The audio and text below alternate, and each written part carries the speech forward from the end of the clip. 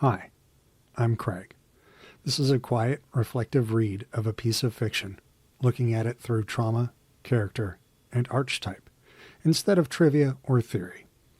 Take it at whatever pace works for you. Good morning. Happy Saturday. I hope everybody joining us has had a wonderful holiday season. Welcome back, returning readers. And if you're just new, thanks for joining. A couple of comments I'll read up here real fast. This is the chapter where Harry realizes that no one is coming to save him. And that's exactly when he becomes powerful.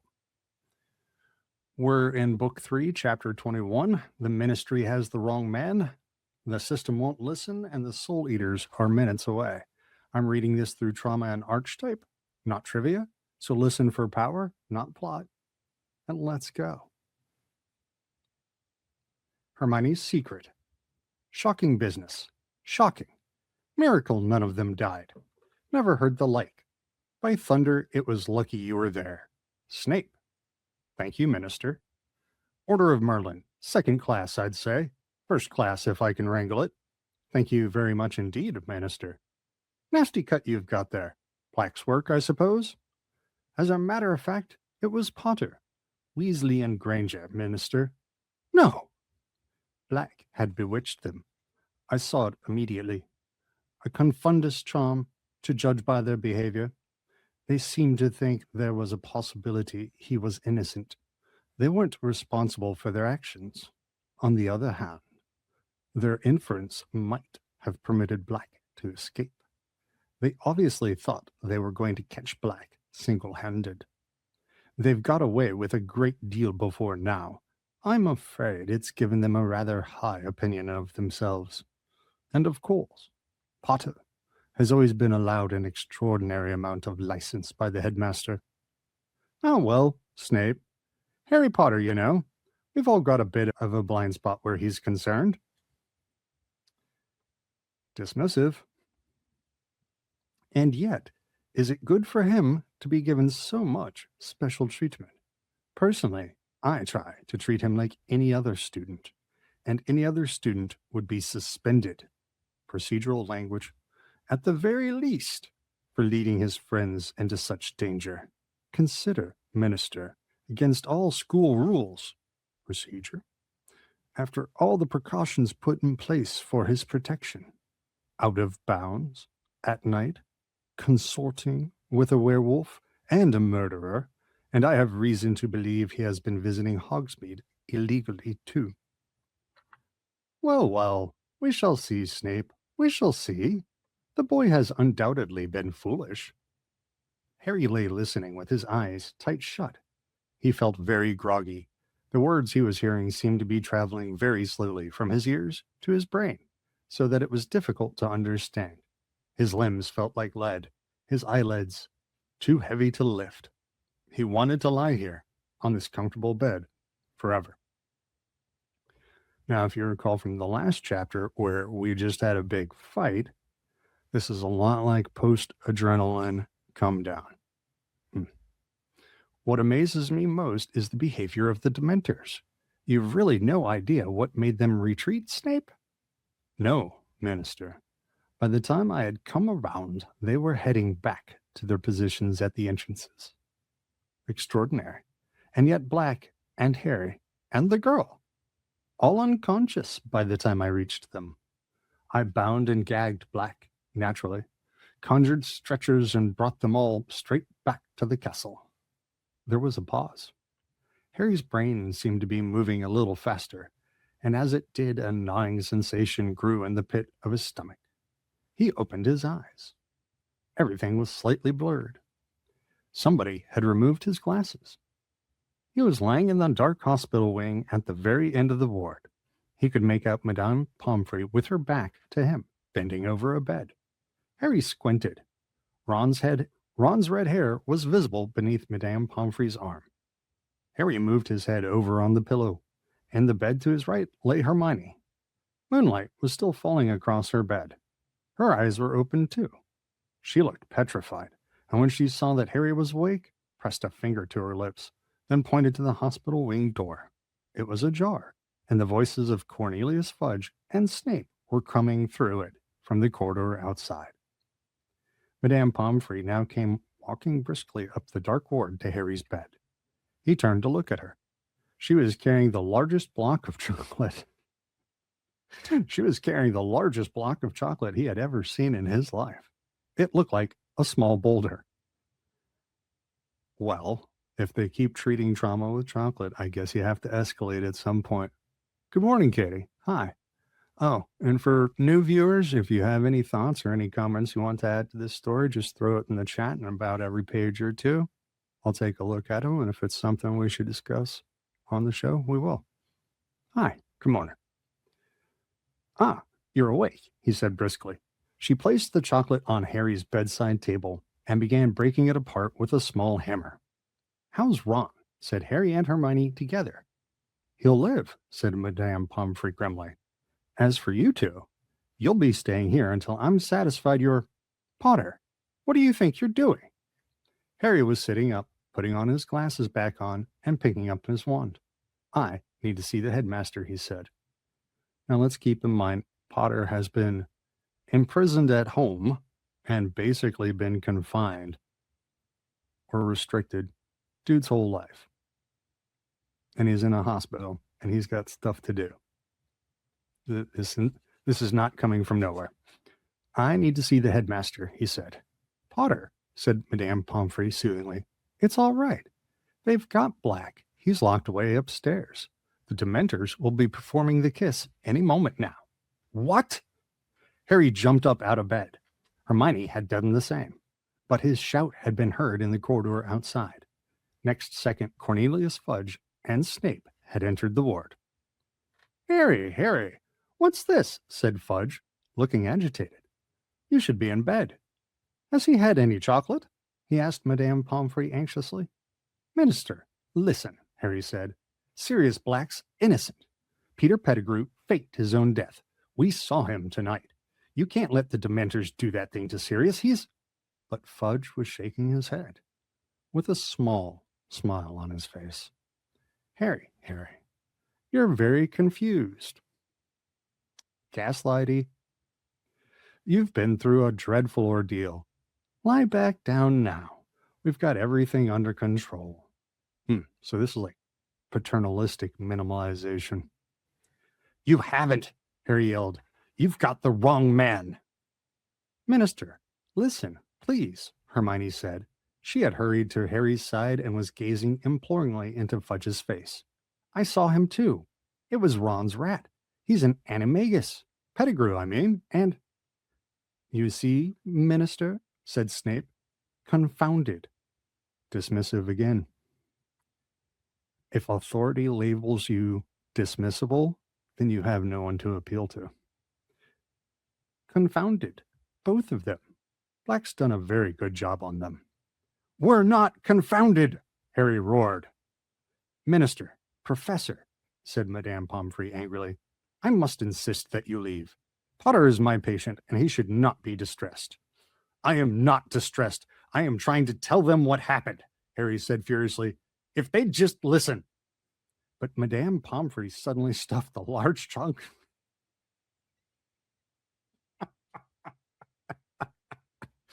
Okay. But Madame Pomfrey suddenly stuffed a large chunk of chocolate into Harry's mouth. He choked, and she seized the opportunity to force him back onto the bed. Now, please, Minister, these children need care. Please leave. The door opened again. It was Dumbledore. Harry swallowed his mouthful of chocolate with great difficulty and got up again. Professor Dumbledore, Sirius Black. For heaven's sake, said Madame Pomfrey hysterically, is this a hospital wing or not? Headmaster, I must insist. My apologies, Poppy, but I need a word with Mr. Potter and Miss Granger, said Dumbledore calmly. I have just been talking to Sirius Black. I suppose he's told you the same fairy tale he's planted in Potter's head, spat Snape. Something about a rat and Pettigrew being alive. That, indeed, is Black's story, said Dumbledore, surveying Snape closely through his half-moon spectacles. And does my evidence count for nothing? Snarled Snape. Peter Pettigrew was not in the Shrieking Shack, nor did I see any sign of him in the grounds. That was because you were knocked out, Professor, said Hermione earnestly. You didn't arrive in time to hear. Miss Granger, hold your tongue! Silence threats from authority. Shutting down Miss Granger. Now, Snape, said Fudge, startled. The young lady is disturbed. Still being dismissed. In her mind. She's being disturbed in her mind. Very dismissed. We must make allowances. I would like to speak to Harry and Hermione alone, said Dumbledore abruptly. Cornelius, Severus, Poppy, please leave us. Headmaster, spluttered Madame Pomfrey. They need treatment. They need rest. This cannot wait, said Dumbledore. I must insist. Madame Pomfrey pursed her lips and strode away into her office at the end of the ward, slamming the door behind her. Fudge consulted a large gold pocket watch dangling from his waistcoat. The Dementors should have arrived by now, he said. I'll go and meet them. Dumbledore, I'll see you upstairs. He crossed to the door and held it open for Snape, but Snape hadn't moved. You surely don't believe a word of Black's story? Snape whispered, his eyes fixed on Dumbledore's face. I wish to speak to Harry and Hermione alone, Dumbledore repeated. Snape took a step towards Dumbledore. Sirius Black showed he was capable of murder at the age of 16, he breathed. You haven't forgotten that, Headmaster. You haven't forgotten that he once tried to kill me? My memory is as good as it ever was, Severus, said Dumbledore quietly. Snape turned on his heel and marched through the door Fudge was still holding. It closed behind them, and Dumbledore turned to Harry and Hermione. They both burst into speech at the same time. Professor Black's telling the truth. We saw Pettigrew. He escaped when Professor Lupin turned into a werewolf. He's a rat. Pettigrew's finger, he cut it off. Pettigrew attacked Ron. It wasn't serious. But Dumbledore held up his hand to stem the flood of explanations. It is your turn to listen, and I beg you will not interrupt me, because there is very little time, he said quietly. There is not a shred of proof to support Black's story, except your word, and the word of 2 13-year-old wizards will not convince anybody. A street full of eyewitnesses swore they saw Sirius murder Pettigrew. I myself gave evidence to the ministry that Sirius had been the Potter's secret keeper. Professor Lupin can tell you, Harry said, unable to stop himself. Professor Lupin is currently deep in the forest, unable to tell anyone anything. By the time he is human again, it will be too late. Sirius will be worse than dead. I might add that werewolves are so mistrusted by most of our kind that his support will count for very little, and the fact that he and Sirius are old friends. But, listen to me, Harry. It is too late, you understand me. You see that Professor Snape's versions of events is far more convincing than yours. He hates Sirius, Hermione said desperately, all because of some stupid trick Sirius played on him. Sirius has not acted like an innocent man. The attack on the fat lady, entering Gryffindor with a knife. Without Pettigrew alive or dead, we have no chance of overturning Sirius's sentence. But you believe us? Yes, I do, said Dumbledore quietly, but I have no power to make other men see the truth, or to overrule the Minister for Magic. There's always a limit to power, huh? And we are never in control of other people's feelings. Harry stared up into the grave face and felt as though the ground beneath him were falling sharply away. He had grown used to the idea that Dumbledore could solve anything. He had expected Dumbledore to pull some amazing solution out of the air.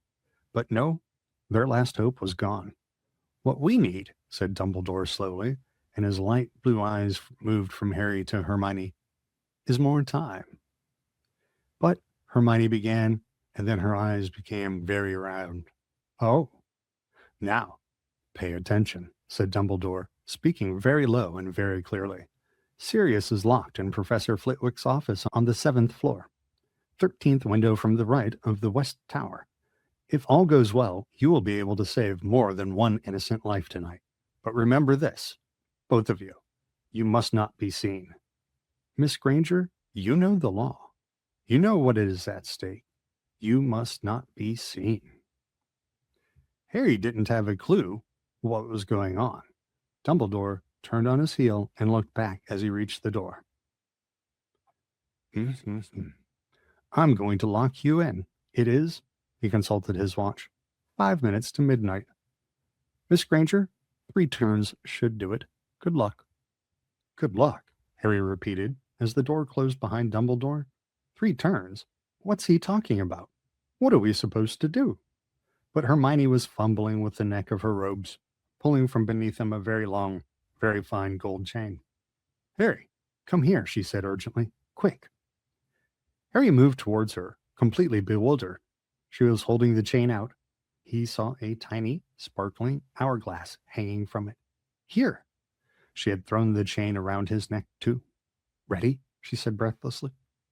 What are we doing? Harry said, completely lost. Hermione turned the hourglass over 3 times. The dark ward dissolved. Harry had the sensation that he was flying very fast backwards. A blur of colors and shapes rushed past him. His ears were pounding. He tried to yell, but couldn't hear his own voice. Sounds like he's scared.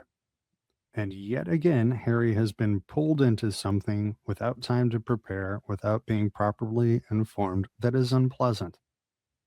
Happens to him a lot. He tried to yell, but couldn't hear his own voice. And then he felt solid ground beneath his feet, and everything came into focus again. He was standing next to Hermione in the deserted entrance hall, and a stream of golden sunlight was falling across the paved floor from the open front windows. He looked wildly around at Hermione, the chain of the hourglass cutting into his neck. Hermione, what? In here. Hermione seized Harry's arm and dragged him across the hall to the door of a broom cupboard. She opened it, pushed him inside amongst the buckets and mops, followed him in, and then slammed the door behind him. What? How? Hermione, what happened? We've gone back in time, Hermione whispered, lifting the chain off Harry's neck in the darkness. 3 hours back. Harry found his own leg and gave it a very hard pinch.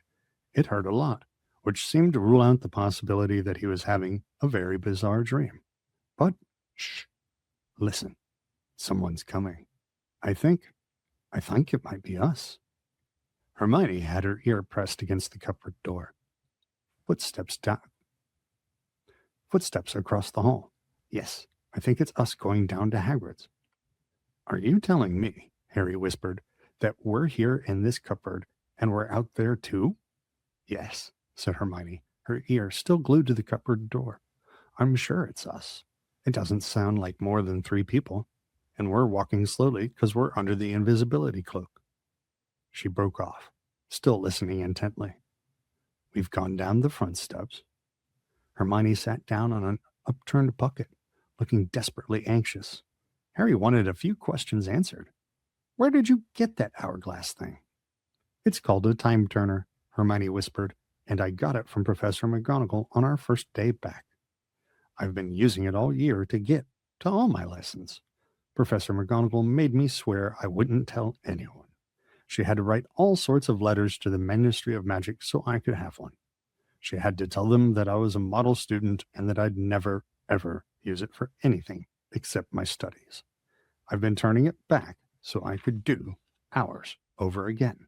And that's how I've been doing several lessons at once, see? But, Harry, I don't understand what Dumbledore wants us to do. Why did he tell us to go back 3 hours? How's that going to help Sirius? Harry stared at her shadowy face. There must be something that happened around now he wants us to change, he said slowly. What happened? We were walking down to Hagrid's 3 hours ago. This is 3 hours ago, and we are walking down to Hagrid's, said Hermione. We just heard ourselves leaving. Harry frowned. He felt as though he was screwing up his whole brain in concentration. Excuse me while I take a sip.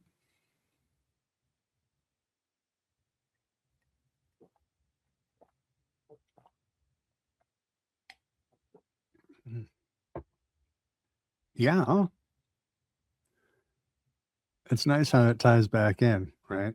Previous details are like, oh yeah, Mm-hmm. I lost my place. Walking to. There we go. Brains, yes. Harry frowned. He felt as though he were screwing up his old brain in concentration. Dumbledore just said we could save more than one innocent life. And then it hit him. Hermione, we're going to save Buckbeak. But how will that help Sirius? Dumbledore said he just told us where the window is. The window of Flitwick's office, where they've got Sirius locked up. We've got to fly Buckbeak up to the window and rescue Sirius. Sirius can escape on Buckbeak. They can escape together. From what Harry could see of Hermione's face, she looked terrified. If we manage that without being seen, it'll be a miracle. Well, we've got to try, haven't we? Said Harry. He stood up and pressed his own ear against the door. Doesn't sound like anyone's there. Come on, let's go. Harry pushed the cupboard door open. The entrance hall was deserted. As quietly and quickly as they could, they darted out of the cupboard and down the stone steps. The shadows were already lengthening, the tops of the trees in the forbidden forest gilded once more with gold. If anyone's looking out of the window, Hermione squeaked, looking up at the castle behind them. We'll run for it, said Harry, determinedly.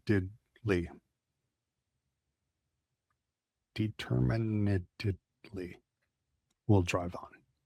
Straight into the forest. All right. We'll have to hide behind a tree or something and keep a lookout. Okay, but we'll go round by the greenhouses, said Hermione breathlessly. We need to keep out of sight of Hagrid's front door, or he'll see us. We must be nearly at Hagrid's now. Still working out what she meant, Harry set off at a sprint, Hermione behind him. They tore across the vegetable gardens to the greenhouses, paused for a moment behind them, then set off again, fast as they could, skirting around the whomping willow, tearing towards the shelter of the forest. Safe in the shadows of the trees, Harry turned around. Seconds later, Hermione arrived beside him, panting. Right, she gasped. We need to sneak over to Hagrid's. Keep out of sight, Harry. They made their way silently through the trees, keeping to the very edge of the forest. Then, as they glimpsed the front of Hagrid's house, they heard a knock upon his door. They moved quickly behind a wide oak trunk and peered out from either side. Hagrid had appeared in his doorway, shaking and white, looking around to see who had knocked, and Harry heard his own voice. It's us. We're wearing the invisibility cloak. Let us in, and we can take it off. You shouldn't have come, Hagrid whispered. He stood back, then shut the door quickly. This is the weirdest thing we've ever done, Harry said fervently. Let's move along a bit, Hermione whispered. We need to get nearer to Buckbeak. They crept through the trees until they saw the nervous hippogriff tethered to the fence around Hagrid's pumpkin patch. Now? Harry whispered. No, said Hermione.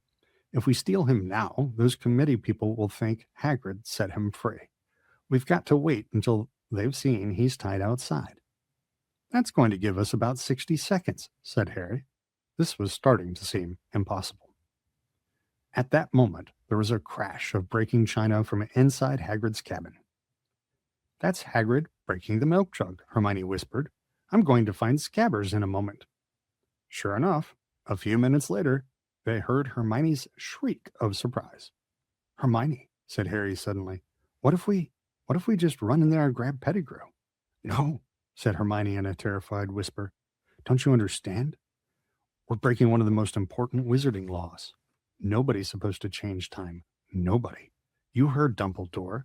If we're seen, we'd only be seen by ourselves and Hagrid.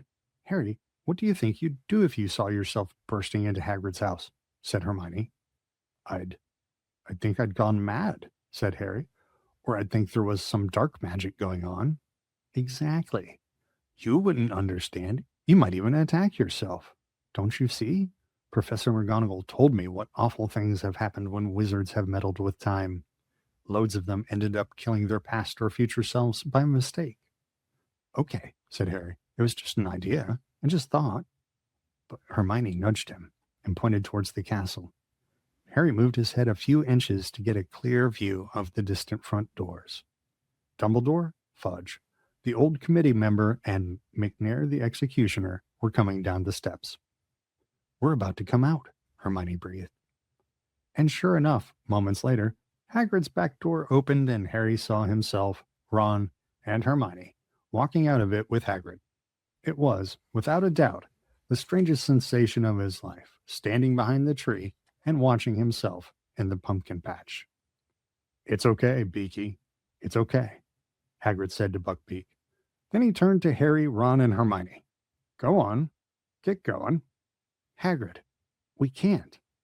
We'll tell them what really happened. They can't kill him. Go.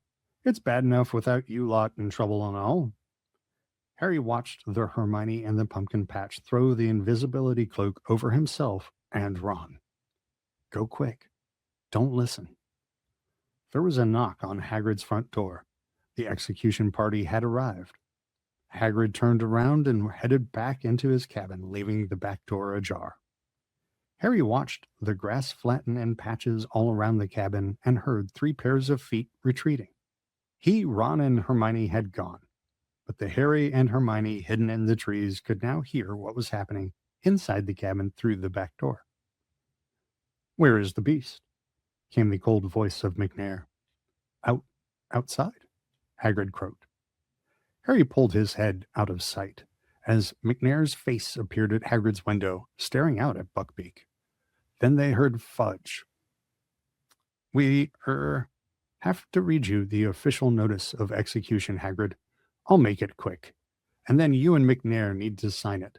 McNair, you're supposed to listen too. That's procedure." Yep, no empathy, just procedure. McNair's face vanished from the window. It was now or never. "Wait here," Harry whispered to Hermione. "I'll do it." As Fudge's voice started again, Harry darted out from behind his tree, vaulted the fence into the pumpkin patch, and approached Buckbeak. Well, thanks for watching. Hope you all are enjoying your read and having a great day. And approached Buckbeak. "It is the decision of the Committee for the Disposal of Dangerous Creatures that the Hippogriff Buckbeak, hereafter called the Condemned, shall be executed on the 6th of June at sundown." Careful not to blink, Harry stared up into Buckbeak's fierce orange eye once more and bowed. Buckbeak sank to his scaly knees, then stood up again. Harry began to fumble with rope tying Buckbeak to the fence. "Sentenced to execution by beheading, to be carried out by the committee's appointed executioner, Walden McNair." "Come on, Buckbeak," Harry murmured. "Come on, we're going to help you. Quietly, quietly." "As witnessed below. Hagrid, you sign here." Harry threw all his weight onto the rope, but Buckbeak had dug in his front feet. "Well, let's get this over with," said the reedy voice of the committee member from inside Hagrid's cabin. "Hagrid, perhaps it would be better if you stayed inside." "No, I want to be with him. I don't want him to be alone." Footsteps echoed from within the cabin. "Buckbeak, move," Harry hissed. Harry tugged harder on the rope around Buckbeak's neck. The hippogriff began to walk, rustling its wings irritably. They were still 10 feet away from the forest and plain view of Hagrid's back door. "One moment, please, McNair," came Dumbledore's voice. "You need to sign too." The footsteps stopped. Harry heaved on the rope. Buckbeak snapped his beak and walked a little faster. Hermione's white face was sticking out from behind a tree. "Harry, hurry," she mouthed. Harry could still hear Dumbledore's voice talking from within the cabin. He gave the rope another wrench. Buckbeak broke into a grudging trot. They had reached the trees. Dumbledore's totally stalling. I mean, he knows how tight the timeline is. This is his plan, after all. Yeah, he's stalling.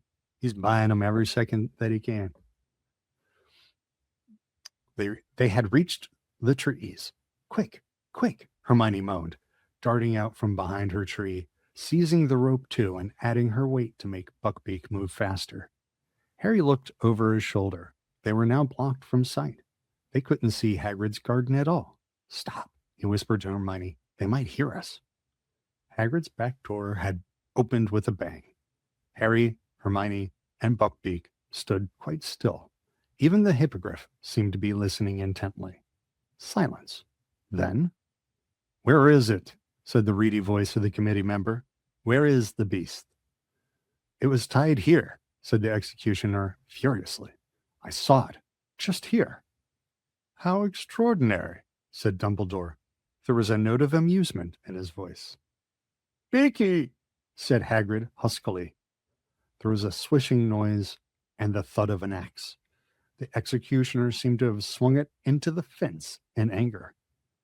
And then came the howling, and this time they could hear Hagrid's words through his sobs. "Gone! Gone! Bless his little beak! He's gone! Must have pulled himself free! Beaky, you clever boy!" Buckbeak started to strain against the rope, trying to get back to Hagrid. Harry and Hermione tightened their grip and dug their heels into the forest floor to stop him. "Someone untied him," the executioner was snarling. "We should search the grounds, the forest." "McNair, if Buckbeak has indeed been stolen, do you really think the thief will have led him away on foot?" said Dumbledore, still sounding amused. "Search the skies, if you will. Hagrid, I could do with a cup of tea. Or a large brandy." "Oh, of course, Professor," said Hagrid, who sounded weak with happiness. Come in, come in." Harry and Hermione listened closely. They heard footsteps, the soft cursing of the executioner. Why is the executioner upset? Is it because he gets paid by the job and he's missing out on, day's paycheck? Or is it because he likes chopping heads off of things? The snap of the door, and then silence once more. Poetic line, that. "Now what?" whispered Harry, looking around. "We'll have to hide in here," said Hermione, who looked very shaken. "We need to wait until they've gone back to the castle. Then we wait until it's safe to fly Buckbeak up to Sirius's window. He won't be there for another couple of hours. Oh, this is going to be difficult." McNair definitely loves his job too much. I'm just saying. It would be better if he liked doing factory work. She looked nervously over her shoulder into the depths of the forest. The sun was setting now. "We're going to have to move," said Harry, thinking hard. "We've got to be able to see the Whomping Willow, or we won't know what's going on." "Okay," said Hermione, getting a firmer grip on Buckbeak's rope. "But we've got to keep out of sight. Harry, remember?" They moved around the edge of the forest, darkness falling thickly around them until they were hidden behind a clump of trees, through which they could make out the willow. "There's Ron," said Harry suddenly. A dark figure was sprinting across the lawn, and its shout echoed through the still night air. "Get away from him! Get away! Scabbers, come here!" And then they saw two more figures materialize out of nowhere. Harry watched himself and Hermione chasing after Ron. Then he saw Ron dive. "Gotcha! Get off, you stinking cat!" "They're serious," said Harry. The great shape of the dog had bounded out from the roots of the willow tree. They saw him bowl Harry over, then seize Ron. "Looks even worse from over here, doesn't it?" said Harry, watching the dog pulling Ron into the roots. "Ouch! Look, I just got walloped by the tree. And so do you. This is weird." The Whomping Willow was creaking and lashing out with its lower branches. They could see themselves darting here and there, trying to reach the trunk. And then the tree froze. "That was Crookshanks pressing the knot," said Hermione. "And there we go," Harry muttered. "We're in."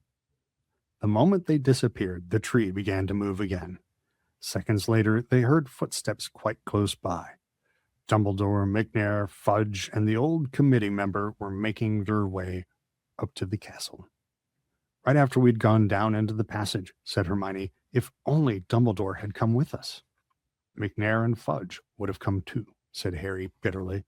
"I bet you anything Fudge would have told McNair to murder Sirius on the spot." And McNair loves his job a little too much, doesn't he? They watched the four men climb the castle steps and disappear from view. For a few minutes, the scene was deserted.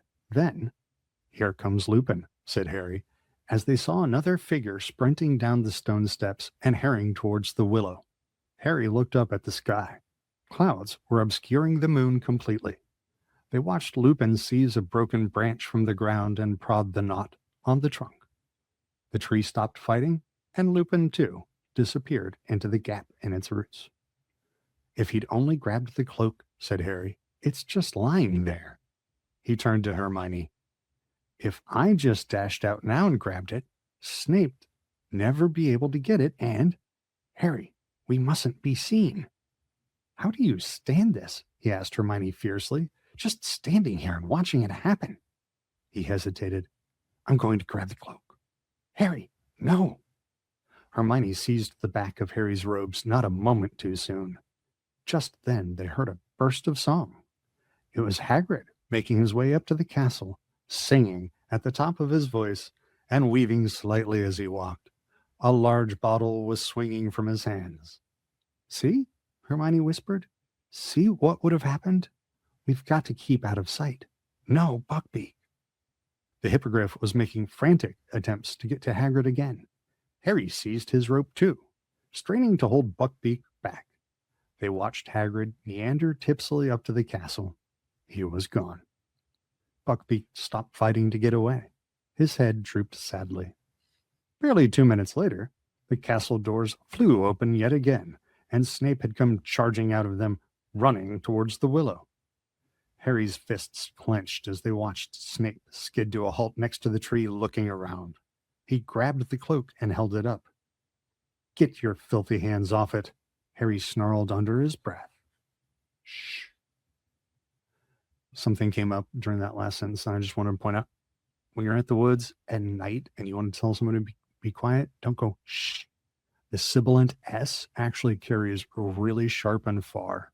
It has the worst possible noise if you're trying to be quiet. Snape seized the branch Lupin had used to freeze the tree, prodded the knot, and vanished from view as he put on the cloak. "So that's it," said Hermione quietly. "We're all down there, and now we've just got to wait until we come back up again." She took the end of Buckbeak's rope and tied it securely around the nearest tree and sat down on the dry ground, arms around her knees. "Harry, there's something I don't understand. Why didn't the Dementors get serious? I remember them coming, and then I think I passed out. There were so many of them." Harry sat down too. He'd explain what he'd seen, how, as the nearest Dementor had lowered its mouth to Harry's, a large silver something had come galloping across the lake and forced the Dementors to retreat. Hermione's mouth was slightly open by the time Harry had finished. "But what was it?" "There's only one thing it could have been to make the Dementors go," said Harry. "A real Patronus. A powerful one." "But who conjured it?" Harry didn't say anything. He was thinking back to the person he'd seen on the other bank of the lake. He knew who he thought it had been, but how could it have been? "Didn't you see what they looked like?" said Hermione eagerly. "Was it one of the teachers?" "No," said Harry. "He wasn't a teacher. But it must have been a really powerful wizard to drive all those Dementors away. If the Patronus was shining so brightly, didn't it light him up? Couldn't you see?" "Yeah, I saw him," said Harry slowly. "But maybe I imagined I wasn't thinking straight. I passed out right afterwards." "Who do you think it was?" "I think," Harry swallowed, knowing how strange this was going to sound, "I think it was my dad." Harry glanced up at Hermione and saw that her mouth was fully open now. She was gazing at him with a mixture of alarm and pity. "Harry, your dad's, well, dead," she said quietly. "I knew that," said Harry quickly. "You think you saw his ghost." All right, so before I turn the page, we're going to go a little out of the drama side and a little into the archetype side. And we'll talk about heroes' journeys and stuff like that on the other channel. But In the stereotypical hero's journey, the hero has to go to the underworld to rescue their father. Harry's always needed the love of a father, and now he has seen in the world what he believes is his father's love. And this is the start of the process where he, instead of looking for a father, he starts to become his own father. This is reparentification, or the beginning of it. Harry, your dad's, well, dead, she said quietly. I know that, said Harry quickly.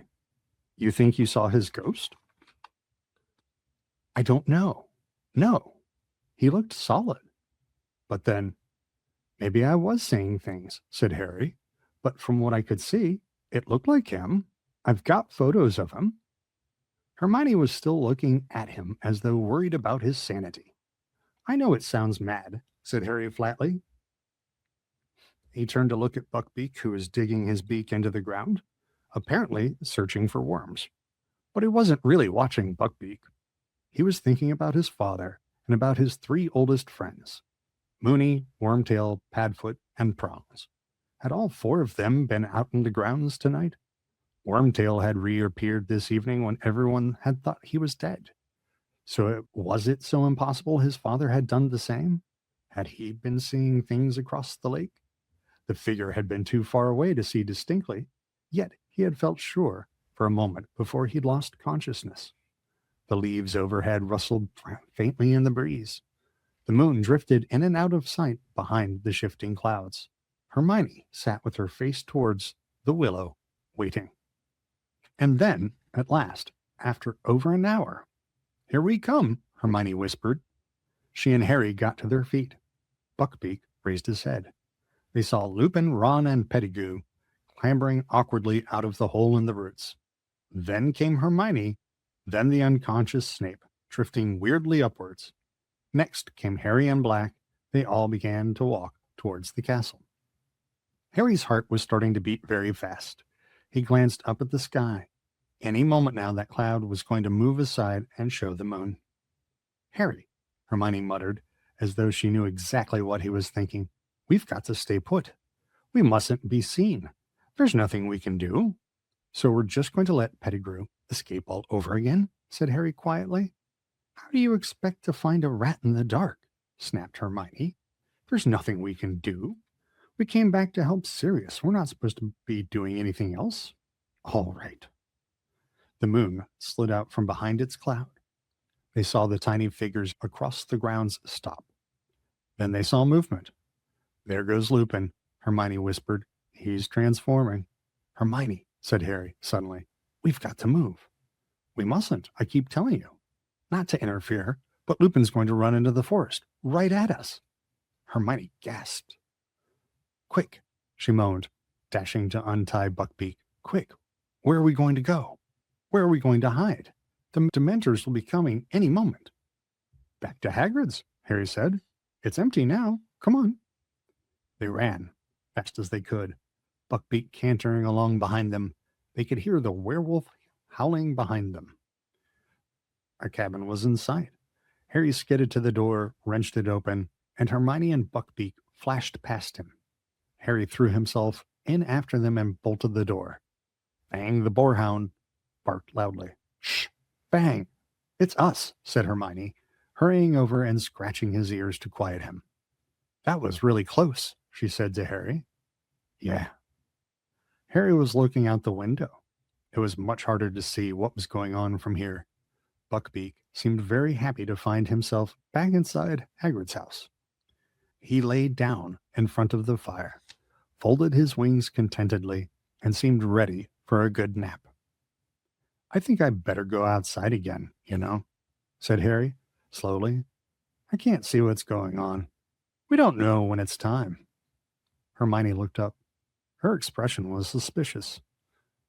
I'm not going to try and interfere, said Harry quickly. But if we don't see what's going on, how we're going to know when it's time to rescue Sirius? Well, okay then. I'll wait here with Buckbeak. But Harry, be careful. There's a werewolf out there. And the Dementors. Harry stepped outside again and edged around the cabin. He could hear yelping in the distance. That meant the Dementors were closing in on Sirius. He and Hermione would be running to him any moment. Harry stared out toward the lake, his heart doing a kind of drumroll in his chest. Whoever had sent that Patronus would be appearing at any moment. For a fraction of a second, he stood irresolute in front of Hagrid's door. You must not be seen. But he didn't want to be seen. He wanted to do the seeing, and he had to know. And there were the Dementors. They were emerging out of the darkness from every direction, gliding around the edges of the lake. They were moving away from where Harry stood to the opposite bank. He wouldn't have to get near them. Harry began to run. He had no thought in his head except his father. If it was him, he had to know, had to find out. The thing I said earlier about father. The lake was coming nearer and nearer, but there was no sign of anybody. On the opposite bank, he could see tiny glimmers of silver, his own attempts at a Patronus. There was a bush at the very edge of the water. Harry threw himself behind it, peering desperately through the leaves. On the opposite bank, the glimmers of silver were suddenly extinguished. A terrified excitement shot through him. Any moment now. Come on, he muttered, staring about. Where are you? Dad, come on. But no one came. Harry raised his head to look at the circle of Dementors across the lake. One of them was lowering its hood. It was time for the rescuer to appear. But no one was coming to help. This time. And then it hit him. He understood. He hadn't seen his father. He had seen himself. And the further extension that is not in the text is, he has become the father for himself that he needs. Harry flung himself out from behind the bush and pulled out his wand. Expecto Patronum, he yelled, and out of the end of his wand burst not a shapeless cloud of mist, but a blinding, dazzling silver animal. He screwed up his eyes, trying to see what it was. It looked like a horse. It was galloping silently away from him across the black surface of the lake. He saw it lower its head and charge at the swarming Dementors. Now it was galloping around and around the black shapes on the ground, and the Dementors were falling back, scattering, retreating into the darkness. They were gone. The Patronus turned. It was cantering back towards Harry across the still surface of the water. It wasn't a horse. It wasn't a unicorn either. It was a stag. It was shining brightly as the moon above. It was coming back to him. It stopped on the bank. Its hooves made no mark on the soft ground as it stared at Harry with its large silver eyes. Slowly it bowed its antler head, and Harry realized, "Problems," he whispered. But as his trembling fingertips stretched toward the creature, it vanished. Harry stood there, hand still outstretched. Then, with a great leap of his heart, he heard hooves behind him. He whirled around and saw Hermione dashing towards him, dragging Buckbeak behind her. "What did you do?" she said fiercely. "You said you were only going to keep a lookout." "I just saved all our lives," said Harry. "Get behind here, behind this bush. I'll explain." Hermione listened to what had just happened with her mouth open yet again. Excuse me. "Did anyone see you?" "Yes. Haven't you been listening? I saw me, but I thought I was my dad. It's okay." "Harry, I can't believe it. You conjured up a Patronus that drove away all those Dementors? That's very, very advanced magic." "I knew I could do it this time," said Harry, "because I'd already done it. Does that make sense?" "I don't know. Harry, look at Snape." Together, they peered around the bush at the other bank. Snape had regained consciousness. Pause right there. Part of the reason I knew I could because I had already done it. That's what's missing in his father model. He doesn't know what he can do, not only as a wizard, but as a boy child or as a human, because he's had no guidance. But now that he's giving himself guidance, he's developing confidence. Snape had regained consciousness. He was conjuring stretchers and lifting the limp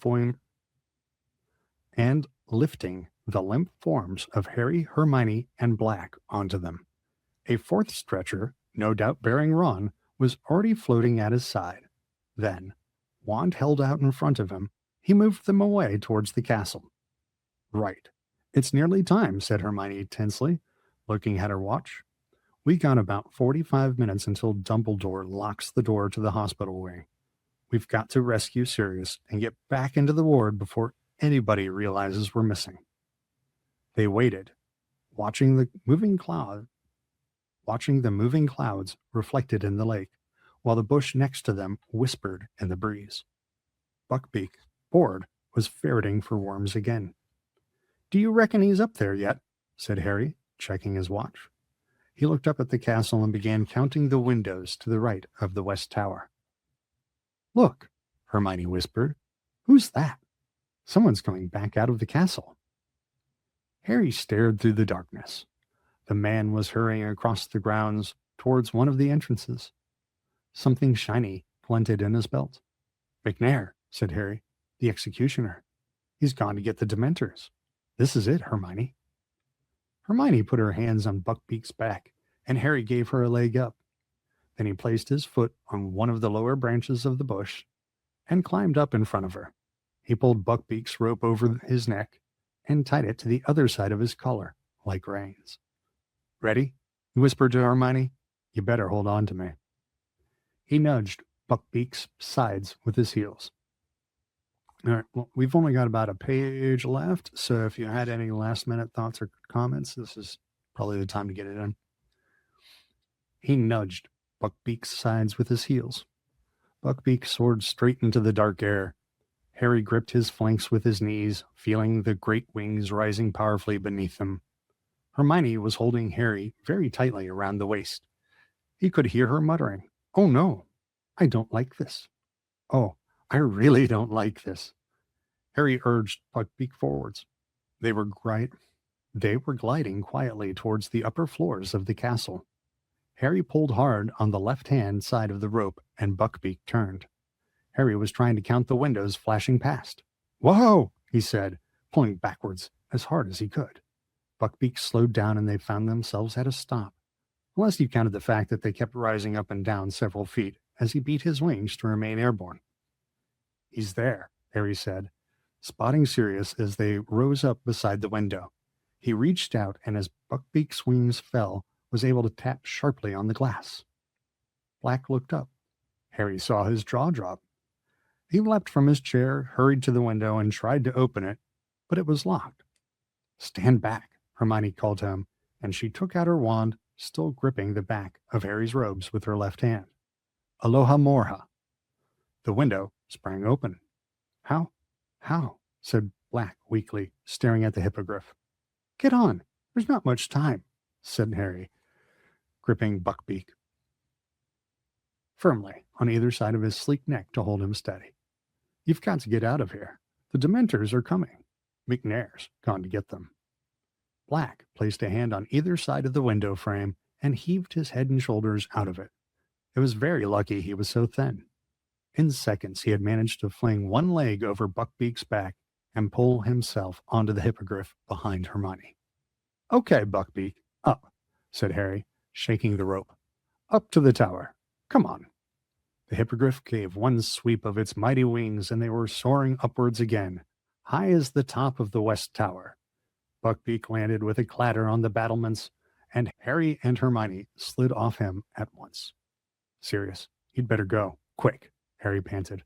"They'll reach Flitwick's office at any moment. They'll find out you've gone."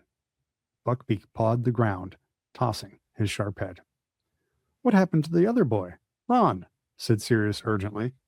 "Nice. In the middle of this, Sirius has time to care. Good dude. He's going to be okay. He's still out of it, but Madame Pomfrey says she'll be able to make him better. Quick, go." But Black was still staring down at Harry. How can I ever think? Go! Harry and Hermione shouted together. Black wheeled Buckbeak around, facing the open sky. We'll see each other again, he said. You are, truly, your father's son, Harry. He squeezed Buckbeak's sides with his heels. Harry and Hermione jumped back as the enormous wings rose once more. The hippogriff took off into the air. He and his rider became smaller and smaller as Harry gazed after them. And then a cloud drifted across the moon, and they were gone. And now one of Harry's dad's friends gives him a little external validation on the thing I was just talking about. You are, truly, your father's son, Harry. Ties up that little thought loop pretty well. Huh? Well, all right. Well, thanks for joining me, everybody, and I hope you had a great day and a lovely read.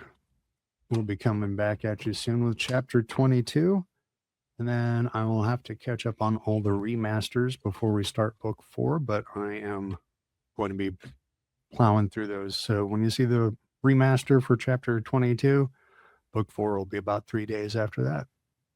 See you soon. Have a great time. Bye.